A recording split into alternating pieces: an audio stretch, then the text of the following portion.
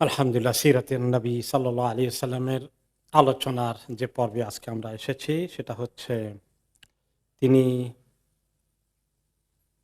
মসজিদুল হারাম থেকে বাইতুল মাকদাসের যে জার্নি করেছেন।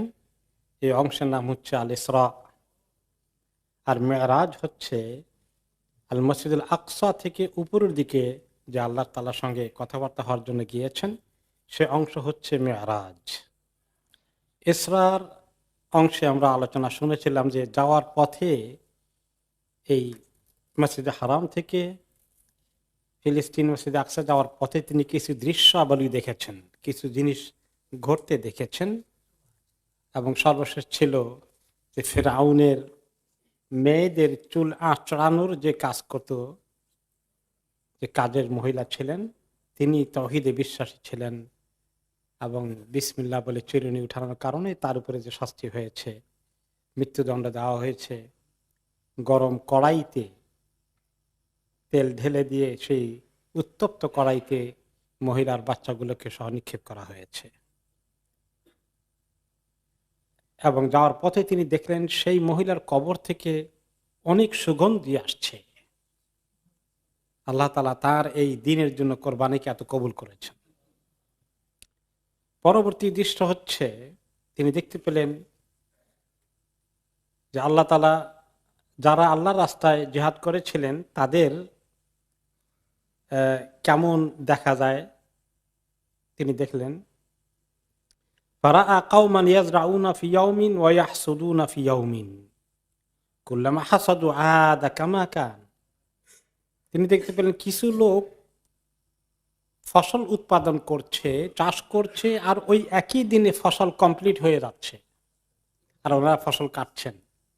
একদিনেই ফসল বনন করা হয়, রোপণ করা হয়, একদিনেই বড় হয়, ওই দিনের ভিতরে আবার কাটা হচ্ছে। এত দ্রুত গতিতে তাদের বরকত হচ্ছে ফসলের মধ্যে। তিনি বললেন, কারা এই লোকগুলো? জিবরিল আলাইহিস সালামকে বললেন, মান হাউলা? ক্বাল হাউলাল মুজাহিদুনা ফি সাবিলিল্লাহ। এরা হচ্ছে আল্লাহর রাস্তায় যারা জিহাদ করেছিলেন। তুদাআফু লাহুমুল হাসানাতু বিসাবঈমিয়াতি যায়ফ। তাদের প্রত্যেকটি কর্মকে, কাজকে, আমলকে আল্লাহ তাআলা 700 গুণ বাড়িয়ে দিয়েছেন। ওয়ামা আনফাকু মিন শাইইন ফাহুয়া ইউখলিফুহু ওয়া হুয়া খায়রুর রাযিকিন। আর তারা যা কিছু আল্লাহর রাস্তায় খরচ করেছিল ফি সাবিলিল্লাহর কাজে, আল্লাহ তাআলা তাদেরকে সেগুলো অনেক গুণ বাড়িয়ে দিয়েছেন এবং তিনি অনেক উত্তম রিজিক দানকারী। অতঃপর তিনি আরেকটি দৃশ্য দেখলেন, যেটা 6 নম্বর আমাদের এই সিলসিলায়। কাওমান তুরদাখু রুউসুহুম বিস-সাখর। কিছু লোকের কে শাস্তি দেওয়া হচ্ছে, তাদের মাথাগুলোকে বড় পাথর দিয়ে স্ম্যাশ করে দেওয়া হচ্ছে, মাথাকে আঘাত করে গুঁড়ো করে দেওয়া হচ্ছে। কুল্লামা রুদিখাত আদাত কামা কানাত লা ইফাত্তারু আনহুম মিন যালিকা শাই। আবার যখনই স্ম্যাশড হয়ে যায়, মাথা গুঁড়ো হয়ে যায়, আবার কিছুক্ষণের মধ্যে মাথাটি আবার রূপ ধারণ করে, আবার স্ম্যাশ করা হয়, আবার মাথাটি মাথার রূপ ধারণ করে, আবার স্ম্যাশ করা হয়। কন্টিনিউ চলছে, কোনো থামাথামি নেই। এক নাগারে তাদের এই সাইকেল চলছে, এই শাস্তি চলছে। তিনি বলেন, ইয়া জিবরিল মান হাউলা? এই লোকগুলো কে জিবরিল? ক্বাল হাউলা আল্লাযিনা তাতাসাকালু রুউসুহুম ইনদাস সালাহ। এই লোকগুলো হচ্ছে যাদের নামাজ পড়ার সময় হয়ে গেলে তাদের মাথাটা ভারী হয়ে যেত, অর্থাৎ নামাজের জন্য তারা দাঁড়াতে পারতো না, নামাজ পড়তো না, বেনামাজি ছিল, সালাত আদায় করতো না। কি শাস্তি দেখেছেন? আমাদের কেউ যদি পরিচিত থাকে, বন্ধু বান্ধব, আত্মীয় স্বজন, ভাই ভাতিজা, নামাজ না পড়ে যদি এভাবে দিন পার করে দেয়, রাত পার করে দেয়, আমরা তাদেরকে অ্যালাউ করলে, ছেড়ে দিলে তাদের কি ক্ষতি হবে বুঝতে পারছি। সপ্তম দৃশ্য দেখলেন, আতা আলা কওমিন আলা আকবালিহিম রিকাউন ওয়া আলা আদবারিহিম রিকাউন ইয়াসরাহুনা কামা তাসরাহুল আনআম ওয়া ইয়াকুলুনা আদ-দারি' ওয়াজ-যাক্কুম ওয়া রাদাফা জাহান্নাম। তিনি দেখতে পেলেন কিছু লোককে যে তারা তাদের সামনে এবং পিছনে, সামনের দিকে এবং পেছনের দিকে বিশাল বিশাল পাহাড়ের মতো আছে, তারা এগুলাকে লটকিয়ে রাখা হয়েছে, তারা এগুলাকে টেনে নিয়ে যাচ্ছে, এত হেভি, এবং তারা টানতে পারছে না।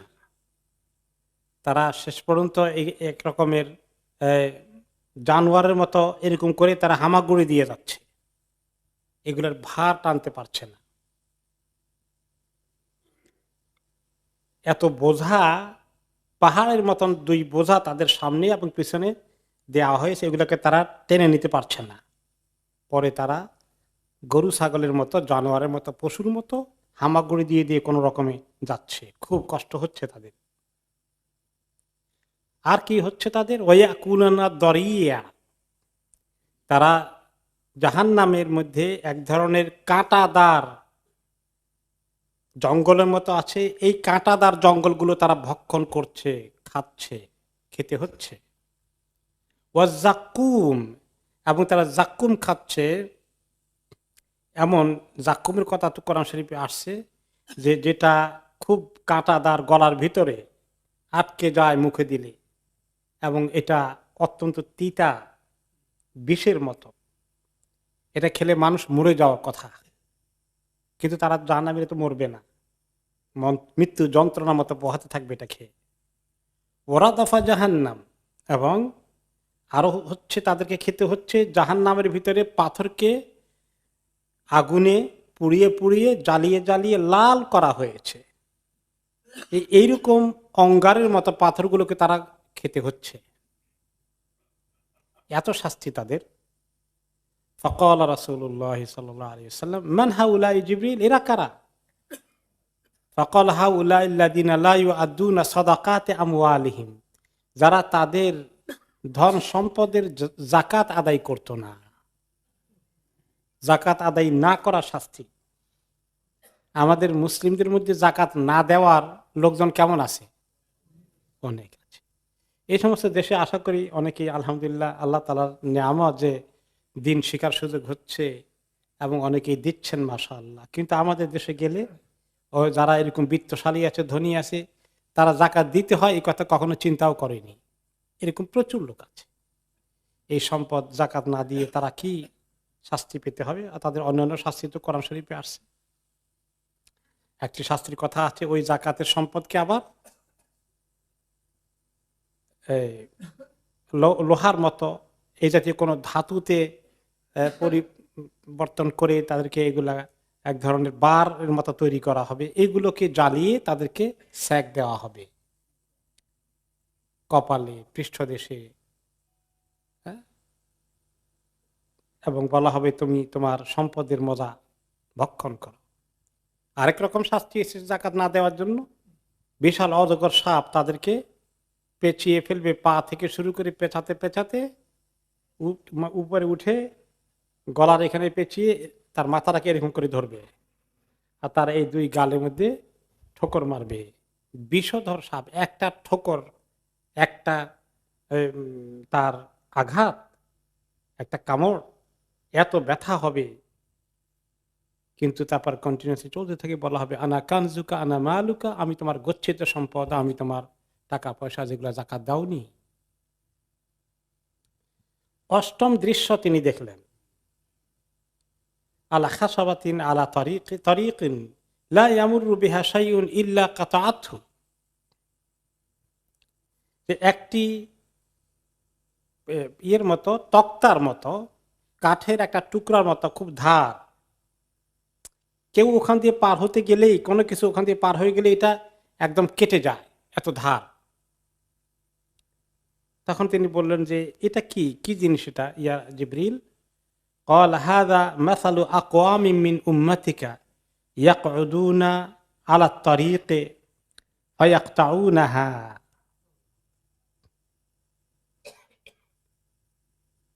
যে তারা ওই সমস্ত লোকদের অবস্থা যারা রাস্তার মধ্যে বসে থাকে, রাস্তাকে কেটে ফেলে, অর্থাৎ মানুষের পথের মধ্যে চলতে বাধার সৃষ্টি করে, জায়গা অকুপাই করে নেয়, মানুষের হাঁটতে চলতে কষ্ট হয়ে যায়।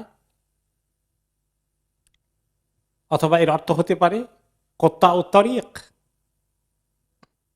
যারা হাইওয়ে রবারি করে, ডাকাতি করে, এটার অর্থ হতে পারে। এই কাজ যারা করে তাদের এই শাস্তি। আল্লাহ তাআলা কোরআনে পাকে বলেছেন, ওয়ালা তাকউদু বিকুল্লি সিরাতিন তুআইদুন, তোমরা রাস্তার মধ্যে বসে থেকো না। মানুষকে তোমরা, শুআয়ব রাদিয়াল্লাহু আনহু আলাইহিস সালামের কওমকে আল্লাহ তাআলা বলেছিলেন, তোমরা রাস্তায় উঁত পেতে বসে থাকো, মানুষকে তোমরা চ্যালেঞ্জ করো, রিস্কের মধ্যে নিয়ে যাও, মানুষের উপর আক্রমণ করো, তাদের টাকা পয়সা কেড়ে নাও। এছাড়াও রাস্তার মধ্যে বসে থাকলে মানুষের পারাপার হতে অসুবিধা হয়ে যায়। এই জন্য রাস্তার মধ্যে বসে বসে গল্প করা, রাস্তা বন্ধ করে দিয়ে, ব্লক করে দিয়ে, এটা কিন্তু খারাপ একটা অভ্যাস। নবী করিম সাল্লাল্লাহু আলাইহি ওয়াসাল্লাম অন্য হাদিসে তিনি বলেছিলেন, ইয়াকুম আল জুলুস আলা তুরকাত, খবরদার রাস্তার মধ্যে বসে থেকো না, বসে আড্ডা দিও না। ফাকালু মা লানা বুদ্দুন হিয়া মাজালিসুনা নাতাহাদ্দাসু ফিহা, তো সাহাবীরা বললেন, ইয়া রাসূলুল্লাহ, মাঝে মধ্যে তো বসতে হয়, আমাদের কোনো উপায় থাকে না। এবং কাউকে দেখা সাক্ষাৎ করার জন্য ওই জামানায় তো আর কোনো এরকম বড় বড় হাট বাজারও ছিল না। ওনারা বাড়ি থেকে বের হয়ে রাস্তার মধ্যে বসে একটু মাঝে মাঝে কথাবার্তা বলতেন। তো কি করা যায়, একেবারে নিষেধ নাকি ইয়া রাসূলুল্লাহ? তখন তিনি বললেন, তবে হ্যাঁ, এলাও হইতে পারে, ফাইদা আতাইতুম ইলাল মাজালিসে ফাআতুত তারিকা হাক্কাহা, কোনো সময় রাস্তায় যদি বসতে হয় তোমাদের একটু বসার জন্য, কথাবার্তা বলার জন্য, তাহলে কিন্তু রাস্তার হক আদায় করো, বসার অবস্থা রাস্তার হক আদায় করবা।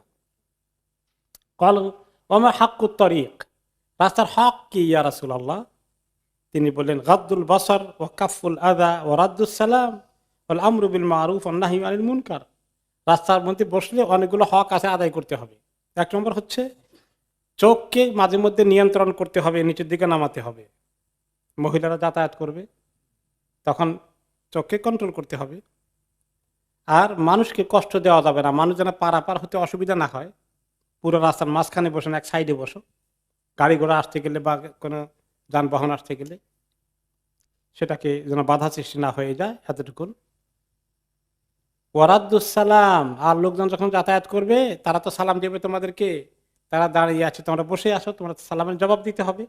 গল্প গুজবে আড্ডায় মেতে সালামের জবাব যদি মিস করো, তাহলে রাস্তার হক আদায় হবে না। আর আল আমরু বিল মারুফ ওয়ান নাহয়ু আনিল মুনকার, আর একটা কাজ আছে, কোনো অন্যায় কাজ হতে দেখলে, কেউ অন্যায় কাজ করছে, তাদেরকে অন্যায় কাজ থেকে দূরে সরাবা, ভালো কাজের নসিহত করবা। কেউ উল্টাপাল্টা করলে তাদেরকে দিনের দাওয়াত দিবা, গুনাহ থেকে সরে আসতে বলবা। এই কাজও করতে হবে, রাস্তায় বসলে এই হকগুলো আদায় করতে হবে। এছাড়া শুধু আড্ডা দেওয়ার জন্য বসে রাস্তায় বাধা সৃষ্টি করা, ক্ষতি করা, কারো কিছু কেড়ে নেওয়া, হাইজাকাররাও রাস্তার মধ্যে উৎপেতে বসে থাকে, এই জাতীয় কোনো কাজ করলে এটা জঘন্য অন্যায়। তাদের শাস্তি হচ্ছে এরকম যে তাদেরকে উঠানো হবে একখণ্ড কাষ্ঠের মতো ধার, যেখানে তারা উঠবে আর কাটতে থাকবে, আবার উঠবে আবার কাটা হবে, আবার উঠবে আবার কাটা হবে, এই শাস্তি চলতে থাকবে। এরপরে দেখেন তিনি 9 নম্বর দৃশ্যের কথা হাদিসে এসেছে, 9th সিন। তিনি দেখলেন কি, একটি লোক জামা হিজমাতা হাতাবিন আযীমাতান, বিশাল কতগুলো কাঠের বা লাকড়ির, অনেকগুলো লাকড়ির বিশাল বোঝা সে বেঁধেছে, জমা করেছে, এগুলাকে তাই করে এখন লা ইয়াস্তাতিউ হামলাহা, এটাকে সে যে নিয়ে যাবে, উঠানোর চেষ্টা করে কিন্তু উঠাইতে পারে না। ওয়াহিউরিউদ আন ইয়াজিদ আলাইহা, এরপরে গিয়ে আবার আরো কিছু নিয়ে আসে বোঝা বাড়ানোর জন্য। কিন্তু ডাজন্ট মেক সেন্স। এত বড় বোঝা সে ক্যারি করতে পারে না, উঠাতে চেষ্টা করে পারে না, আবার গিয়ে আরো এনে যোগ করে। এই অবস্থা কি ইয়া জিবরিল? তখন তিনি জবাব দিলেন, হাযার রাজুলু মিন উম্মাতিকা তাকুনু ইনদাহু আমানাতুন নাস লা ইয়াকদিরু আলা আদাইহা ওয়া হুয়া ইউরিদু আন ইয়াহমিলা আলাইহা। আপনার উম্মতের কিছু লোক আছে এমন হবে যারা মানুষের অনেক আমানতের দায়িত্ব মাথায় নেবে, টাকা পয়সা আমানত নেবে, ব্যবসা বাণিজ্য করতে গিয়ে তাদের থেকে টাকা পয়সা নেবে, আমানত নেবে এগুলো, কিন্তু আদায় করার কোনো ক্ষমতা নাই, আদায়ের চিন্তা নাই, খালি ঢুকায় আর ঢুকায়, দেওয়া লাগবে তো সে চিন্তা করে না, সে আরো নিতে চায়, আরো লোকদের থেকে কিভাবে আরো ঢুকানো যায় এই চিন্তা করে। যে অন্যের মাল টাকা পয়সা নিয়ে ব্যবসা করার এই ফন্দিটা আসলেই ভালো না। অনেকেই জানি তারা হয়তো খারাপ চিন্তা করে না যে আমার একা এই পুঁজি দিয়ে পারি না, পুঁজি বেশি হলে ভালো ব্যবসা হবে, কিন্তু অনেকের পুঁজি নিয়ে যিনি ব্যবসা করতে চান এরকম লোক কতজন সাকসেসফুল হয়েছে? মেজরিটি কেসে দেখা যায় যে সুবিধা হয় না, মানুষের আমানত ফেরত দিতে পারে না। এই জন্য এরকম অনেক দান দরবার আমাদের সোসাইটিতে আছে, আমাদের অনেকের ভিতরে আছে পার্টনারশিপ নিয়ে অনেকে টাকা পয়সা নিয়ে ব্যবসা বাণিজ্য নামছে, খুব লাভ টাভ দেবো, এখন দেখা যায় কি অবস্থা, লাভ তো দূরের কথা, এখন মূল টাকাটা পাওয়া যায় কি না এটা নিয়ে বিপদে আছে। আর এই বেচারা মনে জন্য পেরেশানি নাই, কিভাবে দেবে চিন্তাও নাই তার মনে হয় যেন, তাকে তো ছেড়ে দিলে তার জবাব দিতেই থাকবে, কি করবো এখন তো এরকম হয়েছে সেরকম হয়েছে। আপনি যে এত কাহিনী বলেন, যার এত টাকা নিয়েছেন তার তো কলজা ছিঁড়ে যাচ্ছে, আপনার কাহিনী শুনে তাকে লাভ হবে না, সে তো টাকা চায়। এই জন্য খুব সাবধান, টাকা পয়সা অন্য টাকা পয়সা নিয়ে ব্যবসা করার চিন্তা এটা কোনো ভালো চিন্তা না। ছোট ব্যবসা করেন, আস্তে আস্তে আল্লাহ কিসমত রাখলে আস্তে আস্তে যদি বড় হয়, আপনার টাকা দিয়ে বড় হন, এইটাই ভালো চিন্তা। কি আপনারা একমত হতে পারলেন? অনেক মানুষের টাকা নিয়ে বিশাল ব্যবসা করব, শেষে সব দেখা যায় কিছুই হয় না, এত মানুষের টাকা দিবেন কোত্থেকে। 10 নম্বর দৃশ্য দেখলেন, আলা কাউমিন তুকরাদু আলসিনাতুহুম ওয়া শিফাহুহুম বিমাকারিদা মিন নার, কিছু লোকের জিহ্বা এবং ঠোঁট আগুনের কেচি দিয়ে কেটে দেওয়া হচ্ছে। ইন্না লিল্লাহি ওয়া ইন্না ইলাইহি রাজিউন। কুল্লামা কুরিদাত আদাত কামা কানাত, যতবার কাটা হয় আবার পরক্ষণেই সেটা নতুন করে আবার গ্রো করে, আবার কাটা হয়, আবার গ্রো করে, আবার কাটা হয়। এই শাস্তি চলছে। লা ইয়াফতুরু আনহুম মিন যালিকা শাই, কোনো কিছুই থামাচ্ছে না তাদেরকে, বা বিরতি নেই, এই কন্টিনিউয়াসলি চলছে এই শাস্তি। তিনি বললেন, ইয়া জিবরিল মান হাউলা, এরা কারা, এদের শাস্তি হচ্ছে যে? ক্বাল হাউলাই খুতাবাউ মিন উম্মাতিকা ইন্না লিল্লাহি ওয়া ইন্না ইলাইহি রাজিউন, এরা হচ্ছে আপনার উম্মতের যারা বড় বড় বক্তা, ইন্না লিল্লাহি ওয়া ইন্না ইলাইহি রাজিউন, যারা ইসলামের খুতবা দেন, ওয়াজ করেন, বক্তৃতা করেন, তারা যে কি বিপদে আছেন। আল্লাহুম্মা ইন্না নাসআলুকাল আফওয়া ওয়াল আফিয়া, আল্লাহুম্মা ইন্না নাসআলুকাল আফওয়া ওয়াল আফিয়া। হাউলাই মিন খুতাবাউ মিন উম্মাতিকা, এরা আপনার উম্মতের বক্তাগুলো, স্পিকারস। ইয়া'মুরুনা বিন নাসা বিল বির ওয়া ইয়ানসাউনা আনফুসাহুম ওয়া হুম ইয়াতলুনাল কিতাব আফালা ইয়াকিলুন, তারা মানুষকে অনেক ভালো কাজের উপদেশ দেয়, নসিহত করে, ওয়াজ করে, কিন্তু নিজেদের ক্ষেত্রে ভুলে যায়, আমল করে না। অথচ তারা কিতাব তেলাওয়াত করে, পড়ে, তারা কি বুঝে না কি জঘন্য অন্যায় কাজ তারা করছে? এরপরে 11তম দৃশ্য দেখলেন। 11তম দৃশ্য, যে আলা জহরিন সগীরিন ইয়াখরুজু মিনহু সাওরুন আযীম, পাহাড়ের ভেতর থেকে ছোট্ট একটা ছিদ্র, এখান থেকে একটা বড় ষাঁড়, বড় একটা গরু, এত বড় গরু বের হয়ে আসতেছে, চিকন ছিদ্র দিয়ে বাইরে হয়ে আসে। ফাজাআলা সাওরু ইউরিদু আন ইয়ারজি মিন হাইসু খারাজা ফালা ইস্তাতি, কিছুক্ষণ পরে আবার ওই ষাঁড়টা ওই ছিদ্র দিয়ে আবার ঢুকতে চায় ভিতরে, আর ঢুকতে পারে না, অনেক কসরত করে ঢুকতে পারে না। এবং তার এই না ঢুকার কষ্টে সে অনেক কষ্ট পাচ্ছে। তখন বললেন তিনি, মা হাদা ইয়া জিবরিল, এটা কি, এটা কোন দৃশ্য, কাদেরকে এখানে মিন করা হয়েছে? ক্বাল হাযা আর-রাজুলু ইয়াতাকাল্লামু বিকালিমাতিন আযীমা সুম্মা ইয়ানদামু আলাইহা ফায়ুরিদু আন ইয়ারুদ্দাহা ওয়া লা ইস্তাতি, এ হচ্ছে ওই লোক, যে লোক কোনো কোনো বিষয়ে খামাখা বড় বড় কথা বলে, কারো বিরুদ্ধে অনেক বড় কথা বলে, কাউকে আঘাত করে কথা বলে, কাউকে হঠাৎ করে তার জবান দিয়ে এমন আক্রমণ করে বসে যে বেচারা তো আকাশ থেকে জমিনে পড়লো, কি হলো আমার, আমি তো এগুলো কিছুই জানি না, করিও নাই, কিন্তু সে তাকে এরকম করে অ্যাটাক করেছে। পরে সে ঠিক করলো, ও আমি তো আসলে খেয়াল করি নাই, উল্টাপাল্টাই বেচারাকে বলেছি, অথবা তার বিরুদ্ধে না জেনেই বদনাম করেছি, না জেনেই গীবত করেছি, চগলখড়ি করেছি। এখন সে একটু রিগ্রেট করতে চায়, নিজেকে লজ্জিত করতে চায়, কথাটা উড্র করতে চায়, কিন্তু কথা একবার মুখ দিয়ে বের হলে কি আর উড্র হয় সহজে? এই কথা অনেকের কাছে পৌঁছে গেছে, অনেক লোক সাক্ষী হয়ে গেছে।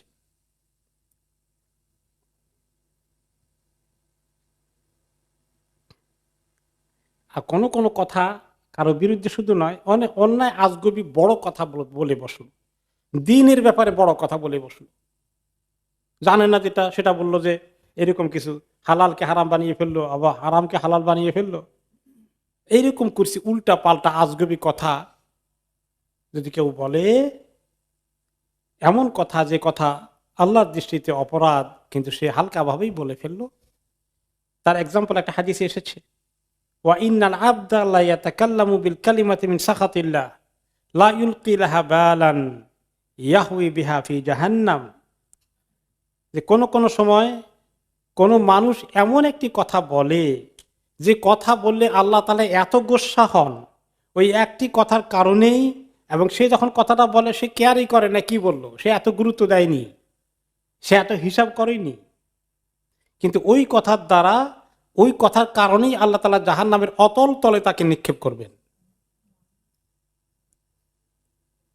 অন্য রিওয়ায়াতে এসেছে ইয়াহউই বিহা ফিন্নার আবাদা মা বাইনাল মাশরিকি ওয়াল মাগরিব, যে তাকে জাহান্নামে এত অতল তলে নিক্ষেপ করা হবে যে পূর্ব দিক থেকে পশ্চিম পর্যন্ত পৃথিবীর যতটুকু দূরত্ব আছে, তখন পড়ে গিয়ে এতটুকু দূরত্বে সে নিচে গিয়ে জাহান্নামে ঠেকবে। এটা গেল 12 নম্বর, 11 নম্বর। ওকে, এবার আসলো 12 নম্বর দৃশ্য। ফারাআ রাজুলান ইয়াসবাহু ফি নাহরি মিন দাম ওয়া ইলকামুল হিজারা, একজনকে দেখলেন তিনি আহ, রক্তের সাগরে সাঁতার কাটছেন, রক্তের নদীতে সাঁতার কাটছে, আর তাকে বারে বারে একটা পাথর নিক্ষেপ করা হয়, সে হাঁ করে পাথরটাকে গলাধকরণ করে, গিলতে হয় তাকে, আবার এটা গিলার পরে আবার তাকে নিক্ষেপ করা হয় আরেকটি পাথর, আর সে ওটাকে আবার গিলতে হয়, পাথর গিলে ফেলতে হয়, এবং সে ওখান থেকে এই রক্তের সাগর থেকে, রক্তের নদী থেকে বের হতে পারে না, সাঁতার কাটে বের হওয়ার চেষ্টা করে, যেদিকে যায় তাকে পাথরে ভাবে নিক্ষেপ করতে হয়, এবং সেটা হাঁ করে তার মুখে ঢুকে যায় এবং সে ঢুকাতে হয়। তিনি বললেন, মান হাদা ইয়া জিবরিল, এটা কে জিবরাইল, এই শাস্তি কেন হচ্ছে? ক্বাল হাদা আকিলুর রিবা, এ হচ্ছে যে লোকটি সুদ খায়, সুদে টাকা খাটায়, সুদ খায়, তাকে আমরা বলি সুদখোর। কাউকে সুদখোর বললে কিন্তু কেউ রাজি হবে না সহজে শুনতে। কাউকে সুদখোর বললে সে কি খুশি হবে? তো অনেকে ব্যাংকে টাকা বাড়ায়, কয় না ওটা সুদ না, এটা মুনাফা দেবে, মুনাফা। হ্যাঁ, আচ্ছা, ইন্টারেস্ট কয়, ইংলিশে কয় না। আচ্ছা, আবার কেউ কেউ আছে যে ব্যবসা বাণিজ্য করে, একজনের কাছে বলে যে আপনার টাকা খাটান, আমি আপনাকে লাভ দেব। কত করে দেন? আপনি 10,000 টাকা, মাসে মাসে আপনারে আমি 300 টাকা করে দেব। এখন এটা, এই যে 10,000 টাকা দেন, মাসে মাসে 300 টাকা দেব, লাভ ক্ষতির কোনো হিসাব কিন্তু কিছু নাই, আপনি মাসে মাসে পাবেন, এটার নাম কি? সুদ। কিন্তু এটা হালাল হয় কোন তরিকা? যদি বলে 10,000 টাকা দেব, আপনার লাভ ক্ষতি যা হয়, লাভ হইলেও আমি লাভের অংশ নিব, ক্ষতি হলেও ক্ষতির অংশ নিব, ধরুন 30% আমার আর 70% আপনার। এখন কত লাভ হইলো সে অনুযায়ী 30%, 70%, 50%, 50%, 60%, 40%, যেটা আপনারা এগ্রি করেন সে অনুযায়ী ভাগ হবে লাভ ক্ষতির দায়িত্ব। আবার যদি কোনো সময় ধপাস করে ক্ষতি হয়ে যায়, তাহলে সেই ক্ষতির দায়িত্ব আপনি নেবেন পার্সেন্টেজ অনুযায়ী। এটা কিন্তু হালাল। এই রিস্কে অনেকেই জানা বলে না, আমি ক্ষতির রিস্কে নাই, আমাকে মাসে মাসে আপনি যেটা দিবেন ফিক্স করে নিলাম, এইটার নাম কি? সুদ। এরকম সুদ অনেকে খায়, মনে করে এটা আমি সুদের কথা বলি নাই, ব্যবসায় টাকা খাটাবে আমাকে লাভ দিবে, সুদ হয় কেমনে? এই সুদ হয় এইরকমে, লাভ ক্ষতির দায়িত্ব না নিলে কি হয়? সুদ হয়। শুধু একতরফা লাভ ফিক্স করে নিলাম, তাহলেই সুদ। ফিক্স না করলেও যে যা লাভ হয় তা দিবেন, কিন্তু ক্ষতিটা যোগ করেন নাই, যে ক্ষতি হলে কিন্তু আমি নাই, সেটার মধ্যে আমি না, সেটা আপনি আসেন, আর লাভটা শুধু পাইলে লাভের অংশ আমি আসি, এটার নামই সুদ। এরপর আসলে 13 নম্বর দৃশ্য দেখেছেন তিনি, দেখতে পেলেন মুসা আলাহিসাল্লামকে অহুয়া ইসাল্লি ফি কাবরিহি। মুসা আল্লাহ সাল্লামকে দেখলেন নামাজে, তিনি নামাজ পড় কবরের মধ্যে নামাজ পড়ছেন। কবরের মধ্যে নামাজ পড়ছেন কে? মুসা আলাইসাল্লাম। তিনি বলেন আতাইতু আও মারারতু আলা মুসা লাইলাতা উসরিয়া বি ইনদাল কাসিবিল আহমার। ফিলিস্তিনের এলাকায় একটা বালিয়াড়ি ছিল, বালির পাহাড়ের মতো লালচে বালি, ওই জায়গার কোন এক এলাকায় দেখতে পেলাম ওয়াহুয়া কাইমুন ইসাল্লি ফি কাবরিহি, মুসা আলাইহিস সালাম ওনার কবরে দাঁড়িয়ে দাঁড়িয়ে নামাজ পড়ছেন। মুসা আলাহিসাল্লামের সাল্লামের এটা একটা বিশেষ মর্যাদা, যে আল্লাহ তাআলা ওনাকে তিনি আল্লাহর কাছে চেয়েছেন, আবদার করেছেন যে আল্লাহ কবরে গিয়ে যেন একটু নামাজ পড়তে পারি। আল্লাহ নামাজ পড়ার দুনিয়াবি নবুয়তের দায়িত্ব পালন করতে করতে ওনার নামাজ পড়ার শখটা মিটে নাই। তা আল্লাহর কাছে বোধহয় চাইলেন যে আল্লাহ এত লম্বা হায়াত বারজাখিয়া থাকবে, ওইখানে একটু নামাজ পড়ার সুযোগ দিও আল্লাহ। আল্লাহ তাআলা কবুল করে ফেলেছেন। মাঝে মধ্যে আমাদের মনের মধ্যে কিছু তামান্না আসে, দুনিয়ার ব্যস্ততার কারণে ঠিক মতো নামাজ কালাম কোরআন শরীফ তেলাওয়াত করার সময় দিতে পারে না, এত দৌড়াদৌড়ির মধ্যে থাকি, কবরের মধ্যে এত লম্বা সময় ঘুমাই কি করব। ওই সময় যদি একটু কোরআন শরীফ পড়া যেত কেমন হতো, কিতাবপত্র কিছু পড়া যেত, কিছু জিকির আজকার করা যেত, সবাইকে আল্লাহ তৌফিক দেবেন না। এই ছোট্ট হায়াতেই সেটা করতে হবে। এই দুনিয়া ইবাদতের জন্যই সৃষ্টি করেছেন, ওমা খালাকতুল জিন্না ওয়াল ইনসা ইল্লা লিয়াবুদুন। এই দুনিয়ার মধ্যে, এই দুনিয়ার ব্যস্ততাকে কিভাবে কমানো যায় আল্লাহ তাআলা যেন আমাদেরকে তৌফিক দেন, কাট করে যেন একটু আল্লাহর কাছে আমরা দাঁড়াতে পারি, একটু সময় দিতে পারি, আখিরাতের জন্য একটু বড় ইনভেস্টমেন্ট যেন হয়ে যায়, আল্লাহ তাআলা যেন আমাদেরকে তৌফিক দেন।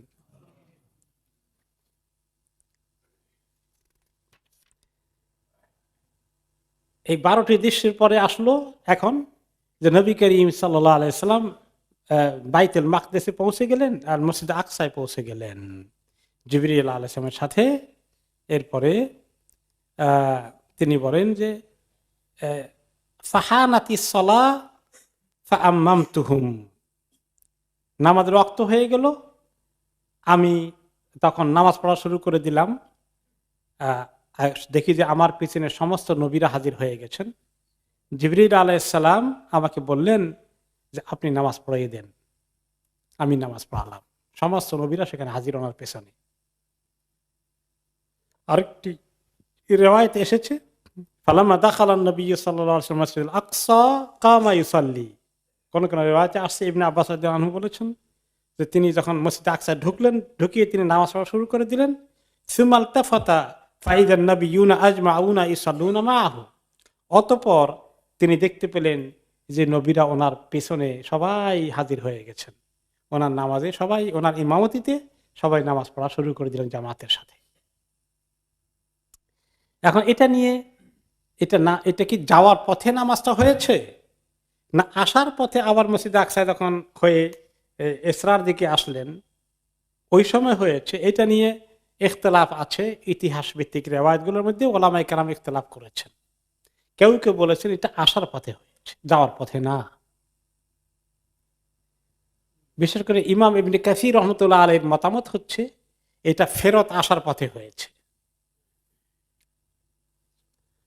কোন কোন রিওয়ায়াতে বলেছে যে যাওয়ার পথে হয়েছে। অতঃপর তিনি যখন নামাজ পড়া শেষ হয়ে গেল, ওনাকে জিবরিল আলাইহিস সালাম দুটো পাত্র নিয়ে আসলেন। একটা পাত্রের মধ্যে আছে লাবানুন, দুধ, আর একটা পাত্রে আছে খামর, শরাব, মদ। এই বিষয়ে হাদিসে তিনি বলেন, সুম্মা দাখালতুল মাসজিদ ফাসাল্লাইতু ফি রাকাতাইন, মসজিদে যখন ঢুকলাম 2 রাকাত নামাজ শেষ করলাম, ফাজাআনি জিবরিল আলাইহিস সালাম বিইনাইন মিন খামার ওয়া ইনাইন মিন লাবান।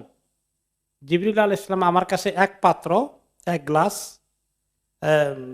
মদ নিয়ে আসলেন, আর এক গ্লাস দুধ নিয়ে আসলেন। ফাখতারতুল লাবান, আমি দুধের গ্লাসটাকে চুজ করলাম। ফাকালা জিবরিল আলাইহিস সালাম ইখতারাতাল ফিতরাহ, জিবরিল আলাইহিস সালাম বললেন যে আপনি যেটা স্বভাব সুলভ, ফিতরাতের দিক থেকে উত্তম কাজ, ওইটাই আপনি পছন্দ করেছেন, আপনি দুধেরটাই নিয়েছেন। তো এখন কেউ কেউ প্রশ্ন করবে যে মদ আর দুধ, এটা তো আমাদেরকে বললে তো আমরা তো দুধটাই নেব, এটার মধ্যে আর এত ফজিলতের কি আছে, এটার মধ্যে এমন শানের কি আছে? স্বাভাবিকভাবেই তিনি কেন মদ নেবেন, তিনি তো দুধই নেবেন, এই প্রশ্ন আসে না? এটা আসলো কেন ঘটনাটা? এর উত্তরে ওলামায়ে কেরাম বলেছেন দুটো কারণ হতে পারে। একটা হতে পারে মদ কি তখনও হারাম হয়েছে? মদ কোন জামানায় হারাম হয়েছে? মাদানী জিন্দেগিতে পরবর্তী পরে। এখনো তিনি মক্কা থেকেই তো ইসরা এবং মেরাজের কাজ হয়েছে, তখনও সেটা হালাল। 2 নম্বর হচ্ছে কোন কোন আলেম বলেছেন জিবরিল আলাইহিস সালাম কি দুনিয়ার পচা মদ নিয়ে এসেছেন নাকি? জান্নাতের মধ্যে শরাব আছে, জান্নাতে আপনাদের সবাইকে আল্লাহ এই খাওয়াবেন, মদ খাওয়াবেন ইনশাআল্লাহ, কিন্তু এই মদের মধ্যে পচা নেশা থাকবে না, টোটালি সেটা চেঞ্জ হয়ে যাবে। তো এই মেয়েরা যে এই জার্নির মধ্যে দুনিয়ার পচা জিনিস কেন আনবেন জিবরাইল আলাইহিস সালাম? তিনি আসছেন কোন জায়গা থেকে, সেই জায়গা থেকে নিয়ে আসছেন। কিন্তু সেখানেও তিনি দুধকে বেশি পছন্দ করেছেন, এই কারণে যে দুধটা হচ্ছে ফিতরাত, মানুষের জন্মের পরেই কোনটা খায়? দুধ খায়, মায়ের দুধ থেকে গরুর দুধ, হ্যাঁ, এগুলো এটা ফিতরাতের সঙ্গে সম্পর্ক, এটাকে তিনি ন্যাচারালটাকে তিনি চুজ করেছেন। তো ইসলাম তো আসলে দীনুল ফিতরাহ, ঠিক কিনা? ইসলাম হচ্ছে দীনুল ফিতরাহ, ফিতরাতুল্লাহি আল্লাতী ফাতারান নাসা আলাইহা, ওই ফিতরাত যে স্বভাব সুলভ, তাওহীদ, গুনাহ ছাড়া মাসুম অবস্থায় দুনিয়াতে বাচ্চাগুলো আসে, তারা ইসলাম নিয়ে আসে, পরবর্তী পর্যায়ে তাদেরকে ইহুদি খ্রিস্টান অন্য ধর্ম অবলম্বী বানানো হয়। তো ইসলাম হচ্ছে মানুষের ফিতরাত, এই ফিতরাতকেই তিনি অ্যাকসেপ্ট করেছেন। ফিতরাত সঙ্গে দুধের সম্পর্ক ন্যাচারালি, স্বাভাবিকভাবেই, অন্য কোনো ড্রিঙ্ক এগুলো তো পরে, কিন্তু ফিতরাতান দুধের সঙ্গে ফিতরাতের সম্পর্ক আছে। এইভাবে এই দৃশ্য শেষ হয়ে গেল, এই জার্নির এই অংশ শেষ, মক্কা থেকে ফিলিস্তিন, মসজিদে হারাম থেকে মসজিদে আকসার জার্নি শেষ হয়ে গেলে এর নাম হলো ইসরা। আমরা অনেকে শুধু মেরাজ শুনেছি, ইসরার কথা বেশি শুনিনি, কিন্তু কোরআনে পাকে সুবহানাল্লাযী আসরা বিআবদিহি লাইলাম মিনাল মাসজিদিল হারাম ইলাল মাসজিদিল আকসা আল্লাযী বারাকনা হাওলাহু, সেখানে বলা হয়েছে ইসরা, রাতের বেলায় জার্নি, এই জার্নিটা জমিনের উপরে হয়েছে। ইসরা এ নাইট জার্নি, রাতের ভ্রমণ, এখানে কোনো উপরের দিকের কোনো ভ্রমণের খবর নাই। ইসরা হলো সমতল ভূমিতে, দুনিয়ার উপরে।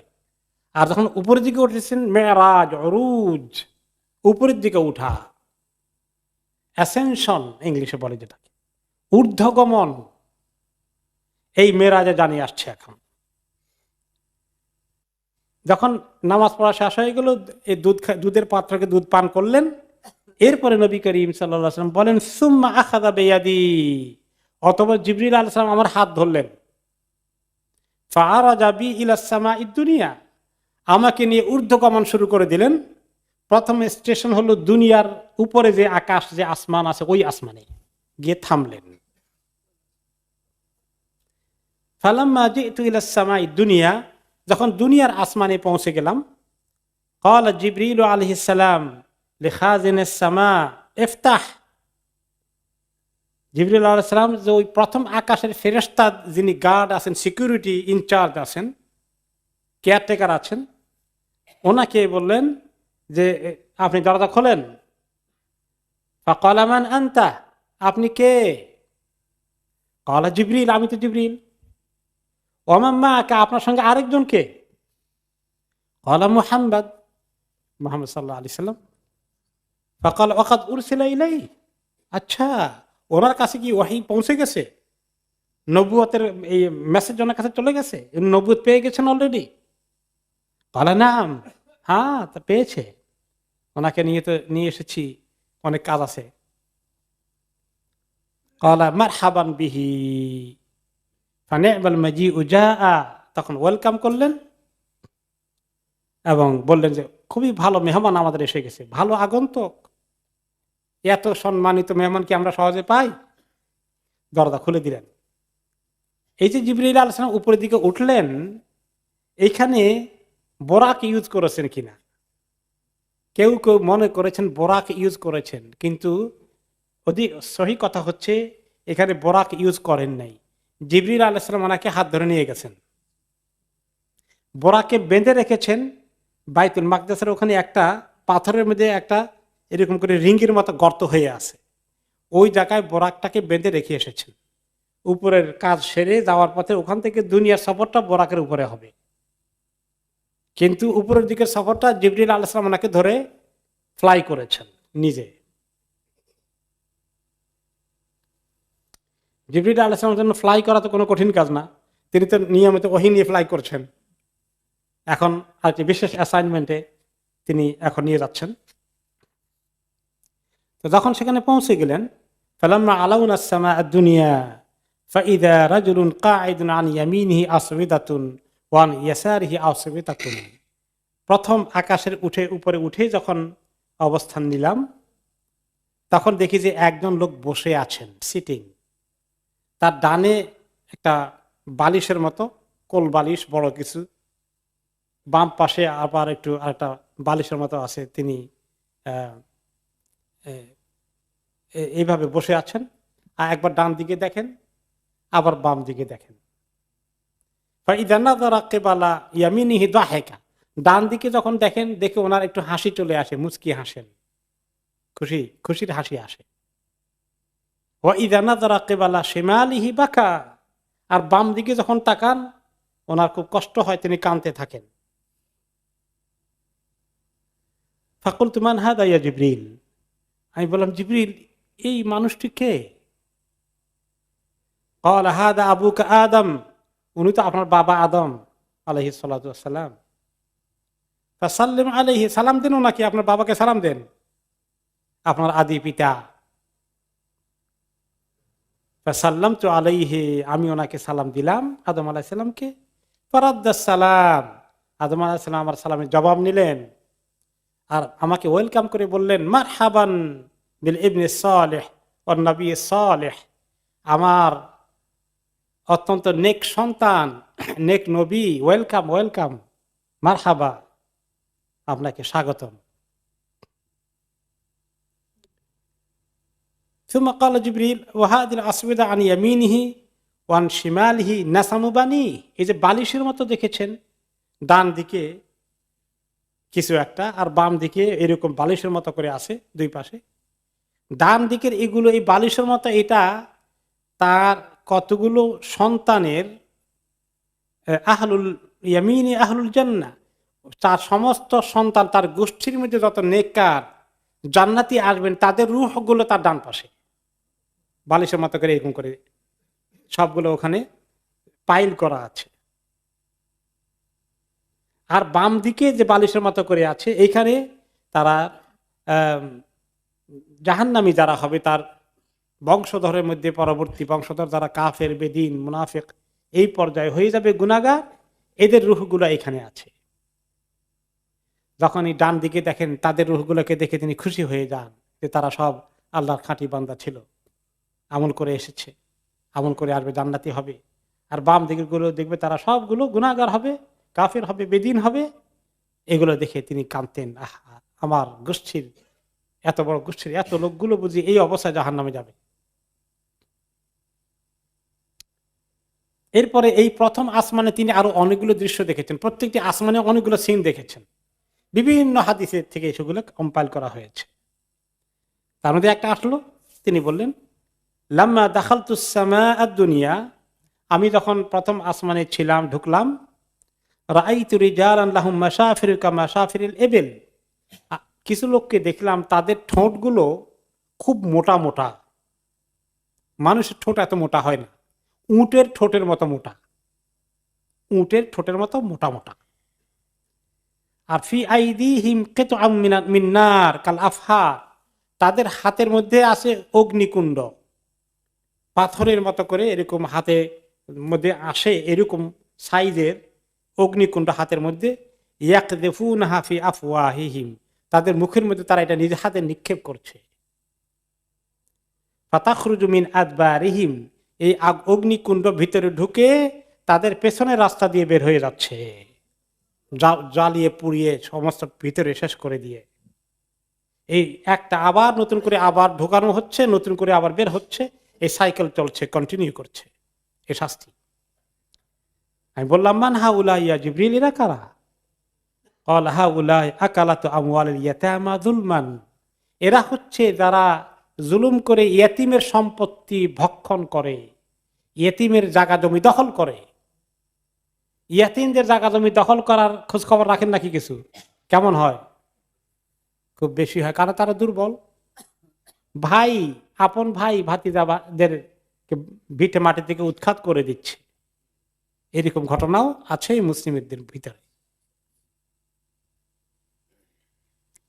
এই শাস্তি দুনিয়ার মধ্যে জায়গা জমি দখল করে নিজের ছেলে মেয়ের জন্য রেখে দিয়ে গেল, আরেকজনের ছেলে মেয়েকে বঞ্চিত করে তার নাতি নাতিন পাবে, তারপরে তার গোষ্ঠী পাতে কতজন বঞ্চিত হচ্ছে বলেন?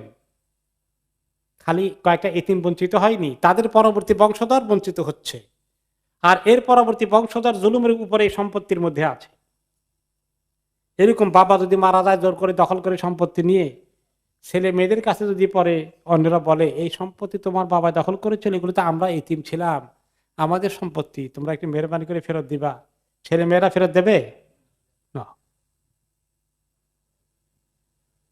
আরে সবাই এই শাস্তির দিকে যাবে, জাহান্নামের মধ্যে। আল্লাহুম্মা আজরিনা মিনান নার।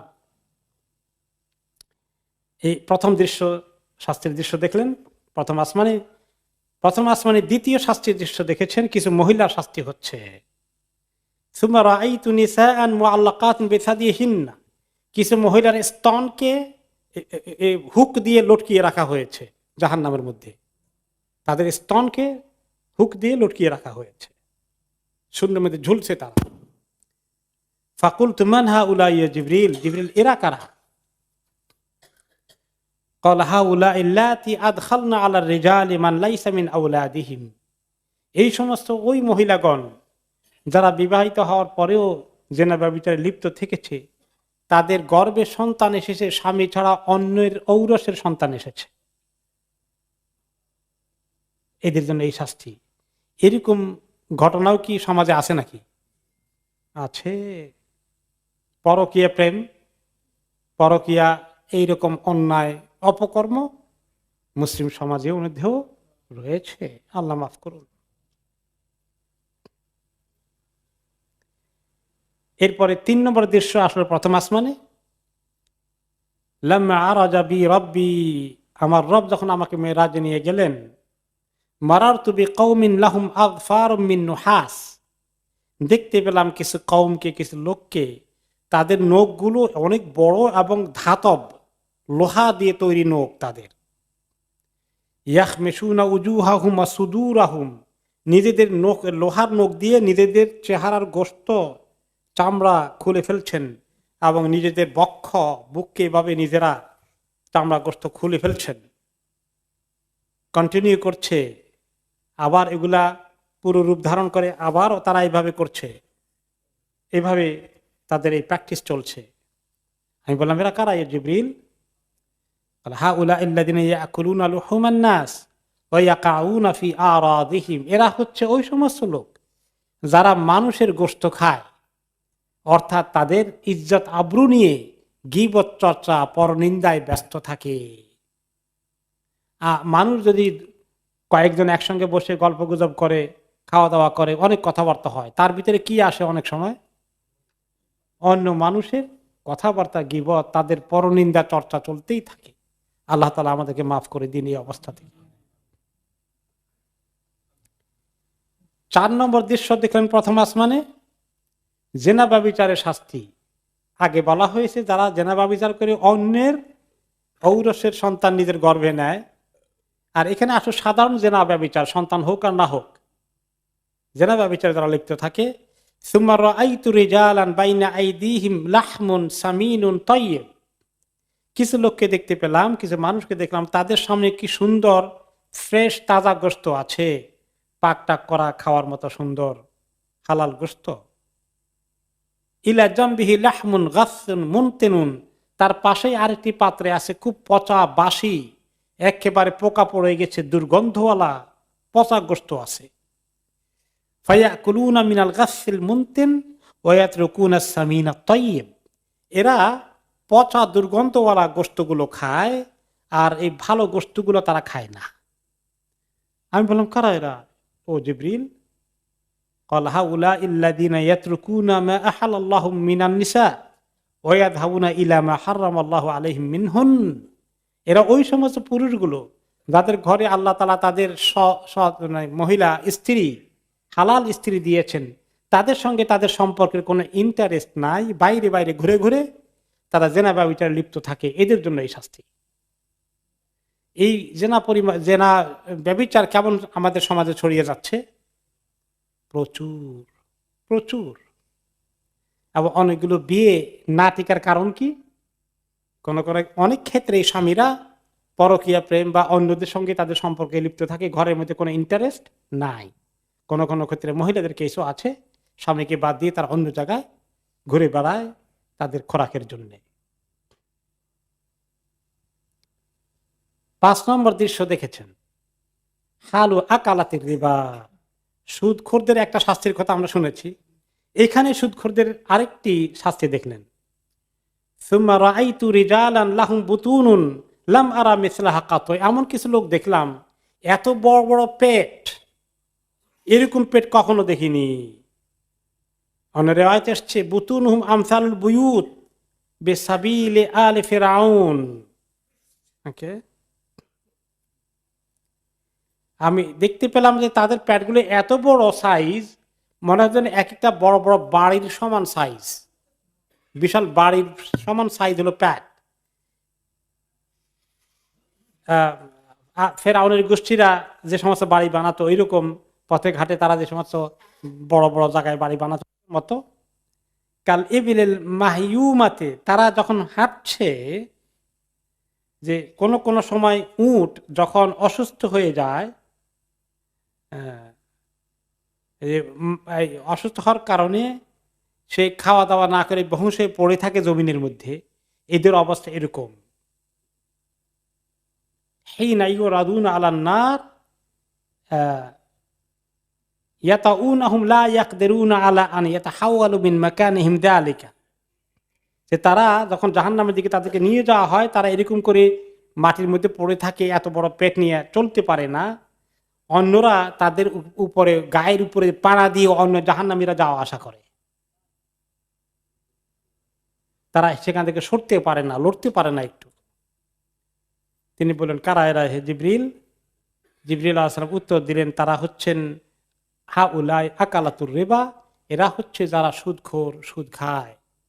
তাহলে সুদ খাওয়ার একটা শাস্তি ইসরার অবস্থা দেখেছেন, আরেকটা মেরাজে গিয়ে প্রথম আসমানের মধ্যে তিনি দেখলেন।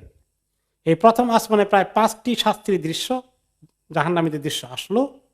এরপরে নবী করিম সাল্লাল্লাহু আলাইহি ওয়াসাল্লামকে নিয়ে গেলেন জিবরিল আলাইহিস সালাম দ্বিতীয় আসমানে। সেখানে গিয়ে ওনার সঙ্গে দেখা হলো যে নবীর কাহিনী, সেই নবীর কাহিনী আসবে ইনশাআল্লাহ।